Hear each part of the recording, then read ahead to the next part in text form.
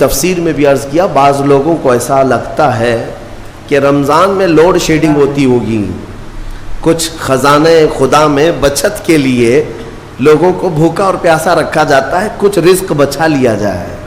نادانو، اللہ رب العزت جو پوری کائنات کا رزاق حقیقی ہے، اسے کسی چیز کی کمی نہیں ہے۔ یہ روزے جو فرض کیے گئے خزانے میں بچت کے لیے نہیں، بلکہ ہمارے جسموں کی اور ہماری روحوں کی اصلاح کے لیے، ہماری روحوں کی اصلاح اور جسموں کی اصلاح کے لیے ہمیں تقویٰ ملے۔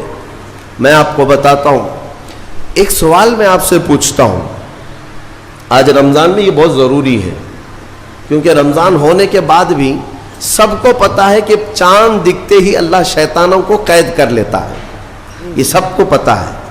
حدیث پاک میں بھی سرکش جنات اور شیطان دونوں قید ہو جاتے ہیں، ان کو قید کر دیا جاتا ہے، جب تک چاند نہیں دکھے گا یہ نہیں آئیں گے۔ لیکن جو 11 مہینے ہم بلیم ڈالتے تھے شیطان پر کہ ہم سے برائیاں ہو گئی، گناہ ہو گئی، کیوں؟ ارے شیطان ایسا کرا دیا، شیطان ویسا کرا دیا۔ اب رمضان میں کون کرا رہا ہے؟ شیطان تو ہے نہیں، پھر فجر میں سوتا کیوں ہے؟ بغیر نماز پڑھے ٹانگ پھیلائے ویسی نماز قضا کر رہے۔ کون سا شیطان تمہیں سلایا؟ ابھی تو شیطان ہے نہیں۔ ابھی بھی بہت سارے لوگ چوری کا کھانا نہیں چھوڑتے، بہت سارے لوگ جھوٹ، دغا، غیبت یہ رمضان میں بھی نہیں چھوڑتے ہیں۔ تو یہ ان کو کون سا شیطان کروا رہا ہے؟ کون سا شیطان یہ برائیاں کرواتا ہے؟ اس کے جواب کے لیے ایک چیز سمجھنا ضروری ہے۔ یہ بات تو مشہور ہے کہ ساری برائیاں شیطان کرواتا ہے، ابلیس کرواتا ہے نا؟ لیکن آپ کو وہ واقعہ معلوم ہے جب آدم علیہ السلام کو اللہ تعالیٰ نے پیدا کیا اور سارے فرشتوں سے کہا کہ سجدہ کرو، کل ہی کی تفسیر میں نے عرض کیا، اس میں ابلیس بھی تھا۔ ابلیس بھی اس وقت بہکا ہوا نہیں تھا، گمراہ نہیں تھا، وہ اچھا تھا۔ ابلیس تو بہت عبادت کرنے والا تھا اللہ تعالیٰ کو، تو اس نے اللہ کے حکم کو ٹال کر آدم کو سجدہ نہیں کیا، غرور میں کھڑا رہا، نافرمانی کیا۔ تو اب میں یہ سوال کرتا ہوں کہ ہر ایک کو گمراہ کرنے والا شیطان ہے، تو شیطان کو کس نے گمراہ کیا تھا؟ اس کو کس نے روکا سجدہ مت کرنا آدم کو؟ کوئی ہے بہکانے والا؟ ارے وہ تو پہلا ابلیس ہے، اس سے پہلے تو کوئی ابلیس تھا ہی نہیں، اس سے پہلے تو کوئی شیطان تھا ہی نہیں۔ شیطان کو کس نے روکا کہ تو بڑا ہے، تو بلند ذات والا ہے، آدم مٹی سے بنا ہے؟ یہ خیال کس نے ڈالا؟ کون سا شیطان تھا اس سے پہلے؟ یہی بات سمجھنے کی ہے۔ محدثین نے مفسرین نے فرمایا، ابلیس کو جس چیز نے سجدہ کرنے سے روکا وہ نفس امارہ ہے، وہ نفس ہے جو آج بھی تمہارے ساتھ ہے۔ ہاں، شیطان تو قید ہو جاتا ہے رمضان کے شروع ہوتے ہی، لیکن نفس تو ساتھ میں رہتا ہے۔ اب پتہ چلا کہ رمضان میں جو کچھ بھی غلطیاں یا کوتاہیاں یا گناہ کچھ لوگوں سے سرزد ہوتے ہیں تو یہ نفس کے پجاری ہیں، نفس ان کے ساتھ ہے، یہ نفس کی غلامی میں آ گئے اور نفس کے شکار ہو گئے۔ اسی لیے قرآن میں اللہ تعالیٰ نے اپنے رسول سے بھی یہ فرمایا، اَرَأَيْتَ مَنِ اتَّخَذَ إِلَٰهَهُ هَوَاهُ أَفَأَنْتَ تَكُونُ عَلَيْهِ وَكِيلًا۔ اے رسول، کیا آپ نہیں دیکھتے کچھ لوگ ایسے ہیں جنہوں نے اپنے نفسانی خواہشات کو اپنا خدا بنا لیا ہے، اپنی خواہشات کو اپنا خدا بنا لیا ہے۔ اے رسول، کیا آپ ایسوں کی سفارش کریں گے، ایسے لوگوں کی وکالت کریں گے؟ یعنی رب تبارک و تعالیٰ نے فرمایا کچھ لوگ وہ ہیں جو اپنی خواہشات کی پوجا میں ہیں۔ کیا مطلب خواہشات کی پوجا؟ کیا مطلب ہے اپنے خواہشات کے پیچھے چلنا؟ مطلب یہی ہے کہ جو دل میں آیا اس بندے نے یہ سوچ لیا اسے کرنا ہی ہے مجھے، یہ خواہشات کے پیچھے چل رہا ہے۔ ہاں، تمہیں آرام کی فکر ہوئی، تم نے خدا کے فرمان کو ٹال دیا لیکن اپنی نفس کی سن لیا۔ اللہ تبارک و تعالیٰ کا حکم کچھ اور ہے لیکن تمہاری طبیعت کچھ اور چاہ رہی ہے۔ رب تبارک و تعالیٰ کا حکم تھا صبح صبح تمہیں اپنے گھر بلا رہا تھا، لیکن تم نے اس کی نہیں سنی، اپنے من کی سنی، اپنے نفس کی. تو یہی تو ہوا نفس کی پوجا، یہی ہے نفس کی عبادت، نفس کی پرستش، جس کو قرآن میں کہا گیا ہے کہ کچھ لوگ ایسے ہیں جنہوں نے اپنی خواہشات کو خدا بنا لیا. یہ نفس امارہ جس کے بھی اوپر حاوی ہو جاتا ہے، اچھے اچھوں کو یہ ان کا تقوی بھسم کر دیتا ہے، ایمان سے بھی دور کر جاتا ہے. اس لیے میرے عزیزو، میں جو عرض کرنے جا رہا ہوں وہ یہ ہے کہ ہمارے لیے زندگی میں سب سے بڑا چیلنج اپنے نفس امارہ سے لڑنا. آپ کو پتا ہے رسول پاک صلی اللہ تعالیٰ علیہ وسلم ایک جہاد سے جب واپس مدینے تشریف لا رہے تھے، وہ جہاد بہت سخت تھا، صحابہ زخمی تھے، بہت گھماسان کی لڑائی ہوئی تھی، لیکن جب واپس مدینے آ رہے تھے تو میرے آقا نے ایک جملہ فرمایا تھا، رجعنا من الجہاد الاصغر الى الجہاد الاکبر. اے میرے صحابہ، ہم چھوٹے جہاد سے بڑے جہاد کی طرف جا رہے ہیں. صحابہ نے پوچھا اس سے بڑا جہاد اب کون سا ہے یا رسول اللہ؟ میرے آقا صلی اللہ علیہ وسلم فرماتے ہیں، اے میرے صحابہ، اپنے نفس سے لڑنا اب یہ بڑا جہاد ہے، نفس سے لڑنا بڑا جہاد ہے. میرے عزیزو، یہ خواہشات کو ہی ختم کرنا ہو، اس نفس کو اگر کنٹرول میں لانا ہو تو کیا کرو گے؟ نفس امارہ سب کے پاس ہے. قرآن میں مولا فرماتا ہے وَمَا أُبَرِّئُ نَفْسِي إِنَّ النَّفْسَ لَأَمَّارَةٌ بِالسُّوءِ إِلَّا مَا رَحِمَ رَبِّي. کوئی اپنے نفس سے بچ نہیں پائے گا سوائے وہ شخص جس پر میرا رب رحم فرمائے. اللہ کا رحم جس پر ہو گیا وہ اپنے نفس سے بچ جائے گا. میں آپ کو ایک دعا بتاتا ہوں. حضور پاک صلی اللہ علیہ وسلم اگر دعا کرتے تھے تو اس سے آپ کو اندازہ ہو جائے گا کہ یہ کتنی امپورٹنٹ چیز میں آپ کے سامنے کہہ جا رہا ہوں. کون سی؟ حضور جب دعا کرتے تھے تو یوں کہتے تھے اللہ کی بارگاہ میں، اللہم لا تکلنی الی نفسی طرفۃ عین. اے اللہ تو مجھے میرے نفس کے حوالے ایک منٹ کے لیے بھی مت دینا، تو اپنی حفاظت میں رکھ. حضور جب یہ دعا کرتے تھے کہ مجھے میرے نفس کے حوالے ایک منٹ کے لیے، طرفۃ عین کہتے ہیں پلک جھپکنے کے برابر، اتنے ٹائم کے لیے بھی اے اللہ تو مجھے میرے نفس کے حوالے مت کرنا، تو اپنی حفاظت میں رکھ. سید الانبیاء جب یہ دعا کرتے ہیں تو اندازہ کرو اے مومنو، نفس کی تباہ کاریاں کیا کیا ہیں. یہ کتنوں کو ہلاک کر دیتا ہے، کتنوں کا عمل ضائع کرتا ہے، کتنوں کا ایمان ختم کرتا ہے. اب میں جو بات کہہ رہا ہوں وہ یہ توجہ سے سنو. یہ نفس امارہ جس نے شیطان کو بھی گمراہ کیا، شیطان کو بھی بہکا دیا، یہ نفس آدم کو سجدہ نہ کرنے کا جو غرور پیدا کیا، یہی نفس امارہ تھا. اس نفس امارہ کو اگر کوئی کنٹرول کرا سکتا ہے تو وہ ماہ رمضان المبارک. بس یہی ہے رمضان کی فضیلت. رمضان المبارک اس لیے تمہیں دیا گیا کہ بڑی بڑی طاقتیں تمہارے نفس کو قابو میں نہیں کر پائیں گی، لیکن رمضان کے روزے تمہیں کنٹرول میں لے آئیں گے، کنٹرول میں لائیں گے. اب سمجھ میں آیا کہ روزے کیوں رکھائے جا رہے ہیں؟ ارے گرمیوں کی شدت ہے، ادھر حلق سوکھا جا رہا ہے، پیٹ پیٹ سے لگ جاتا ہے. ان لوگوں کو پوچھو روزہ کیسا ہوتا ہے جو مزدوری کرتے ہیں، ان لوگوں سے پوچھو جو دن بھر کام کاج کرتے ہیں. میرے عزیزوں، روزے رکھنے کے بعد کیا رب تبارک و تعالی کسی کو اس کی طاقت سے زیادہ تکلیف دینا چاہتا ہے؟ نہیں میرے عزیزوں، وہ رحمان ہے. اس نے جب تمہیں ماں کے پیٹ میں 9 مہینے رزق دیا تو کیا کائنات میں نہیں دے گا؟ تمہیں ماں کے پیٹ میں بھی رزق دیتا رہا. تم جب دنیا میں آئے تمہارے ماں کے سینے میں خون سے دودھ کس نے بنایا؟ تمہارے رزق کا انتظام کرنے والا وہ خدا. اگر تمہیں حکم دیتا ہے کہ صبح سے لے کر شام تک بھوکے رہو تو یہ اس کا ظلم نہیں بلکہ یہ عین کرم ہے. اللہ تبارک و تعالیٰ کا رحم ہے تم پر کہ وہ مولا ہماری اصلاح چاہتا ہے کہ ہمارے اندر تقوی آ جائے، جسم میں بھی اور روح میں بھی. اب ایک اور بات میں آپ کو بتا دوں.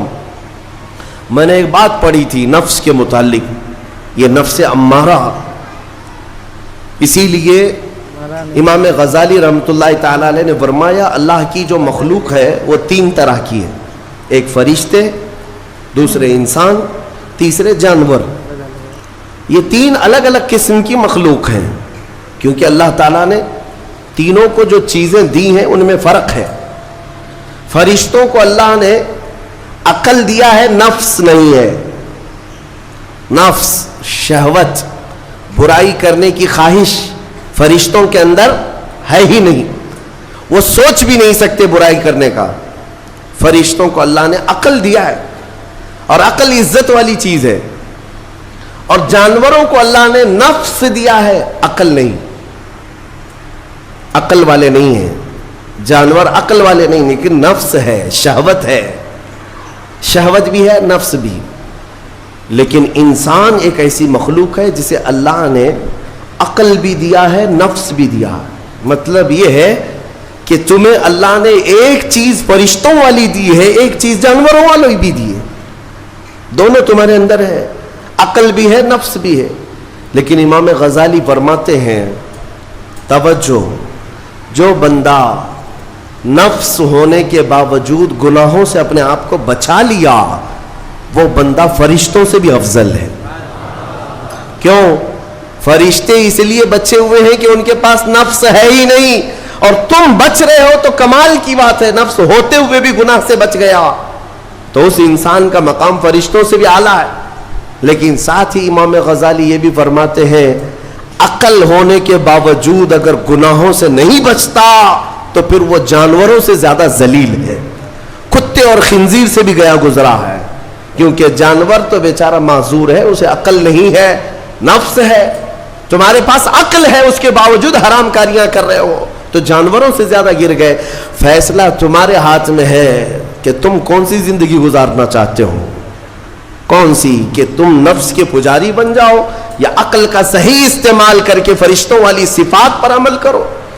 عزیزان گرامی وقار، نفس اور عقل یہ جو 2 چیزیں ہیں، ان کو میں آپ کے سامنے تھوڑا سا کھول کر کے عرض کرتا ہوں۔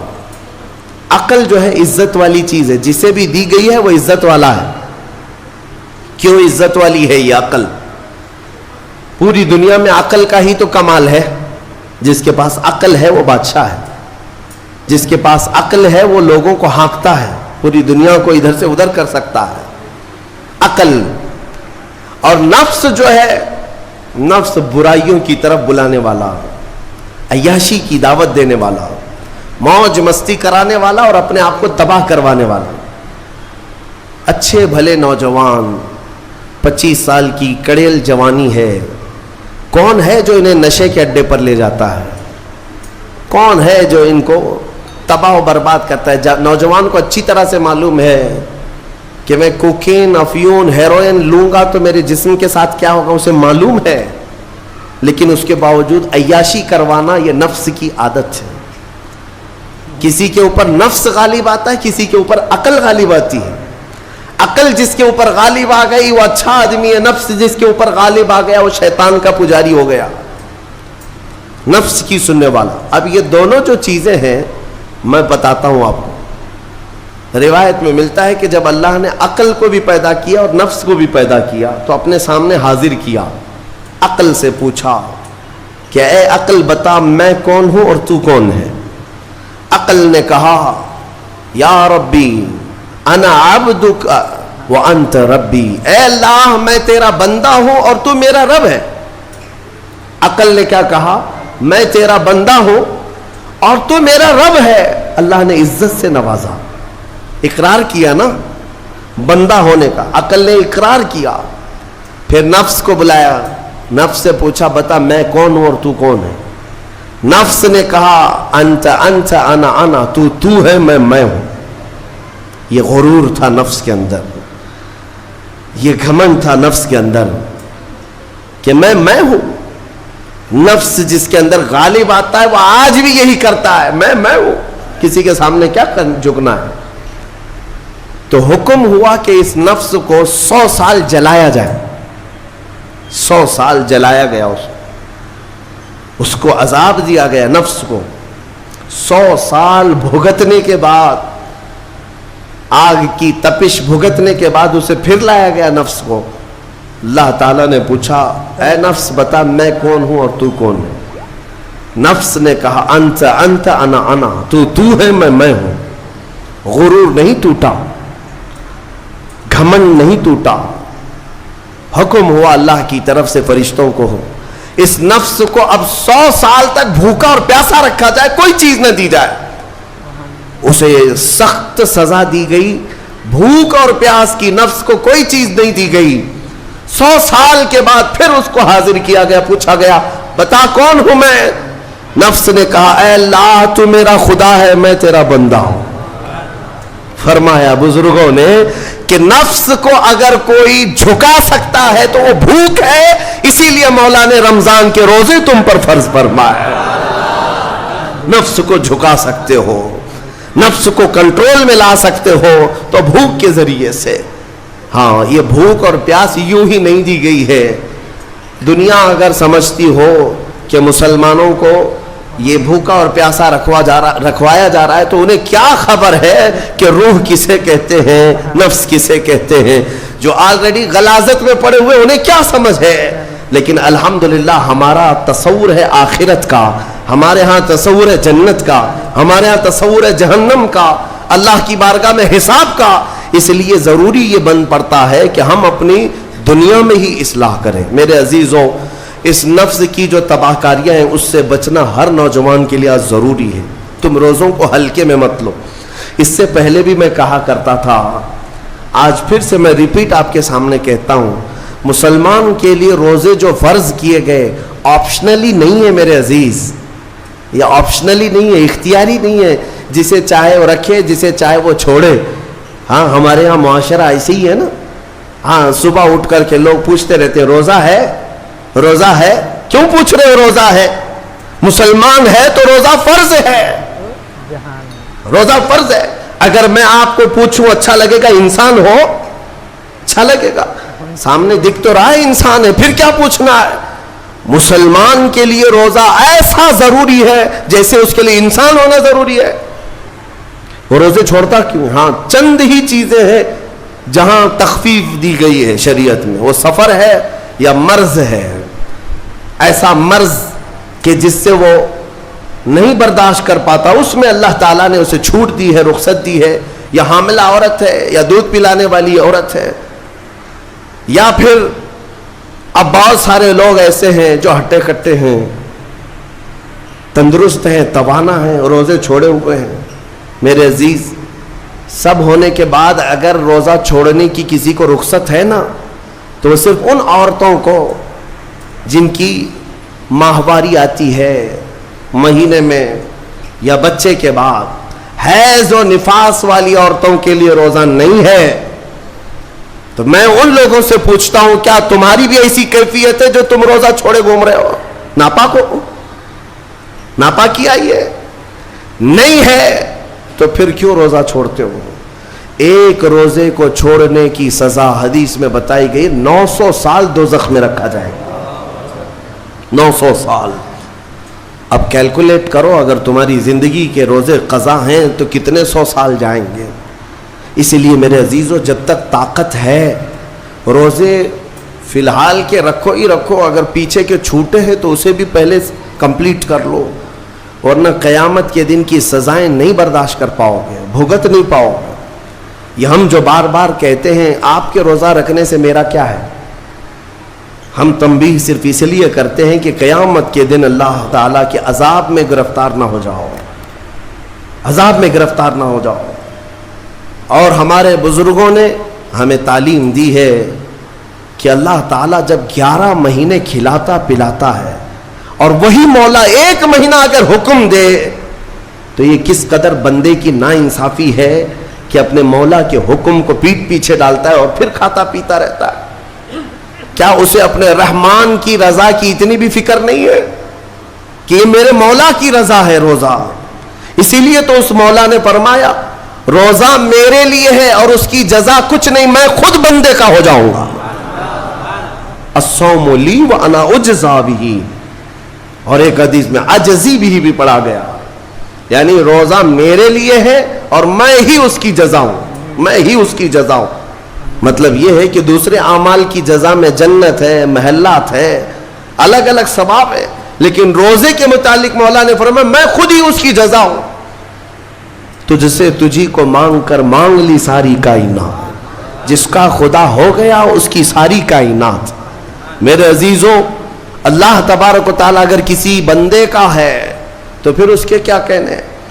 اچھا, ایک اور اس میں حکمت یہ ہے, روزہ جو رکھا جاتا ہے یہ بندے اور اللہ کے بیچ کا راز ہے, دوسرے کسی کو پتہ نہیں. میرا روزہ آپ کو نہیں معلوم, آپ کا روزہ مجھے نہیں معلوم. چہرہ دیکھ کر کے کچھ بھی کہا جا سکتا ہے. ہاں, چہرہ دیکھ کر کسی کا روزہ پتہ چلے گا. آپ کل سحری کر کے نیت کر کے روزے سے آئے ہیں, کسی کی پیشانی پہ تو لکھا نہیں ہے کہ یہ روزے دار ہے. آپ نے کہا آپ نے مان لیا, لیکن حقیقت کیا ہے یہ تم جانو گے, اللہ ہی جانے.